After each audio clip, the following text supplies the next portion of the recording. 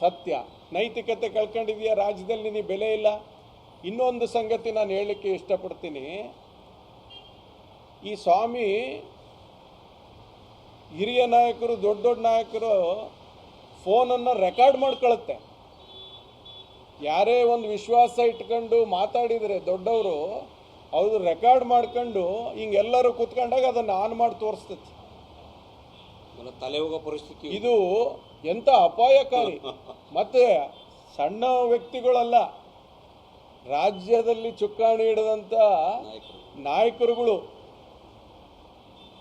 ಅದಕ್ಕೆ ದಯವಿಟ್ಟು ಯಾವ ನಾಯಕರುಗಳು ಈ ಸ್ವಾಮಿ ಹತ್ರ ಮಾತನಾಡಕ್ಕೆ ಹೋಗಬೇಡಿ, ಫೋನಲ್ಲಿ ಮಾತಾಡಕ್ಕೆ ಹೋಗಬೇಡಿ.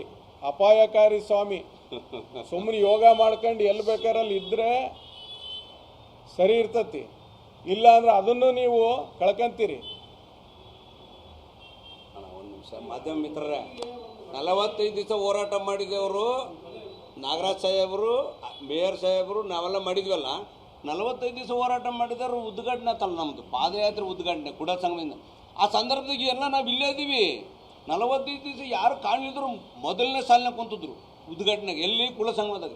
ನೋಡಿರಿ ಎಂಥ ವಿಪರ್ಯಾಸ. 45 ದಿವಸ ಪ್ರಯತ್ನ ಮಾಡಿ ದೊಡ್ಡವರಿಗೆ ಸಣ್ಣವ್ರಿಗೆ ಖಾಲಿ ಬಿದ್ದು ಕರ್ಕೊಂಬಂದು ಸಂಘಟನೆ ಮಾಡಿರೋರು ಇವರು, ನಾವು ಎಲ್ಲರೂ ಸೇರಿ ಉದ್ಘಾಟನೆ ಸಂದರ್ಭದಾಗ ಇವ್ರು ಯಾರಿಲ್ರಿ, ಇವ್ರು ಇಲ್ಲೇ ಆದ್ರೆ ನಾನು ಕಾಲು ಮುರ್ಕೊಂಡು ಮನೆ ಮಕ್ಕಂದೇನೆ. 17 ಬಸ್ಸನ್ನು ಅಣ್ಣ ನೀವು 3 ಬಸ್ ಕೊಡೋದು ಅಣ್ಣ ಕೊಟ್ಟರು, ಇನ್ನೊಬ್ರು ಕೊಟ್ಟರು.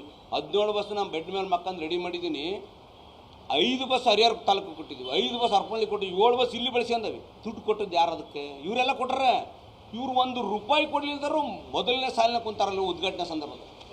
ಇದು ರಾಜ್ಯದ ಜನ ಎಲ್ಲರೂ ಅರ್ಥ ಮಾಡ್ಕೋಬೇಕು. ಮಣ್ಣು ಹರಿಸ್ತಾರೆ, ಕಣ್ಣಿಗೆ ಮಣ್ಣು ಹರಿಸ್ತಾರೆ. ಸಮಾಜದ ಸಂಘಟನೆ ಹೋರಾಟಗಾರರಿಗೆ ಯಾರು ವೇದಿಕೆ ಮೇಲೆ 2 ಗಂಟೆ ಭಾಷಣ ಮಾಡಿದ್ರೆ ಯಾರು ಕರೆಕ್ಟ್ ಅಲ್ಲ ಅಂದರೆ ನಾನು ಎಲ್ರಿಗೂ ಹೇಳಲ್ಲ. ಕೆಲವ್ರು ಅದಾರೆ, ಕೆಲವ್ರು 1000 ಬಸ್ ಕೊಟ್ಟು KSRTC ಬಿಲ್ ಇಟ್ಕೊಂಡ್ರು, ಇವರು ಅಂಥವ್ರು ಅದಾರೆ. ಇವತ್ತು ಇವರೆಲ್ಲ ಡೂಪ್ ಮಾಡೋರನ್ನ ನಂಬೇಡ್ರಿ. ಇದು ಸಮಾಜದಾಗ ಅವ್ರು ಅನ್ನ ಕೊಟ್ಟರೆ ಇದು ಕೊಟ್ಟರೆ. ನಮ್ಮಲ್ಲಿ ಒಂದು ತರಕಾರಿ ಶಂಕರ್ ಅಂತ ನಮ್ಮ ಜೊತೆಗೆ ಅದಾನೆ. ಇವತ್ತು ನಾವು ಸಾಂಬಾರು ಶಂಕರ್ ಅಂತ ಊರು ತುಂಬ ಹೇಳ್ಬೋದಲ್ಲ, ದೇಶ ತುಂಬ ಹೇಳ್ಬೋದಲ್ಲ ನಾನು.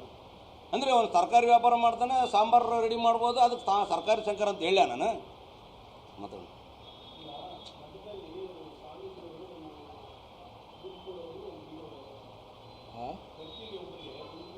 ಹಾಂ